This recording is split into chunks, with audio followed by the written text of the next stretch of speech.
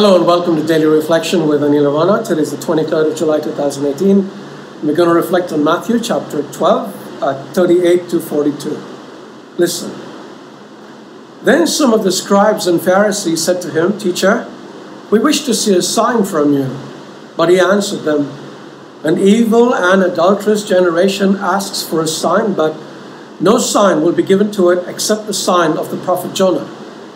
For just as Jonah was 3 days and 3 nights in the belly of the sea monster, so for 3 days and 3 nights the Son of Man will be in the heart of the earth. The people of Nineveh will rise up at the judgment with this generation and condemn it, because they repented at the proclamation of Jonah, and see, something greater than Jonah is here. The queen of the south will rise up at the judgment with this generation and condemn it, because she came from the ends of the earth to listen to the wisdom of Solomon, and see, something greater than Solomon is here, the gospel of the Lord." A few days ago, I got into this conversation with a very nice couple about the faith. The subject steered to God, and they said they were spiritual but not religious. Translated, this meant that while they professed a belief in God, He was one they made in their image and likeness, which meant that they could pretty much write their own moral code. And although this wasn't an evil one, they were genuinely nice people, it was their own code. Now, how does one convince people like these, who think they are doing right, that God is real? I shared my testimony with them. They listened very politely. Then they in turn spoke about similar testimonies that people very close to them had shared with them.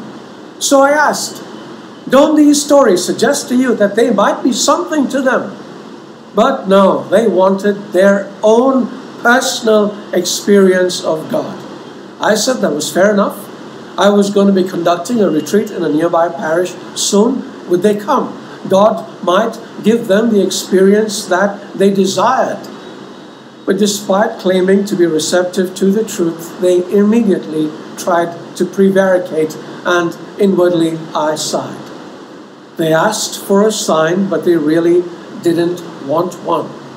They had made their minds up about God, and it would be very difficult for them to accept His reality, and even if they were to see signs, it might not have much impact on them.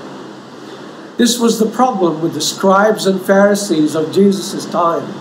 They kept asking for signs, but they really didn't want to see them. And even when they did, like in a miracle described earlier in the same chapter, they claimed Jesus did it by the power of the evil one. How stupid can somebody be? But in a way, this actually attests to Jesus' works. Because if His harshest critics acknowledge that a miracle has taken place, even if they want to blasphemously attribute it to the devil, then a miracle would certainly have taken place. And those who truly are receptive, instead of pretending to be, would definitely receive more than a sign. They would receive salvation.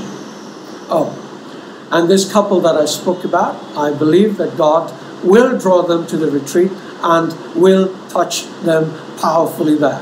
I will let you know when that happens. Until then, pray for me. God bless you.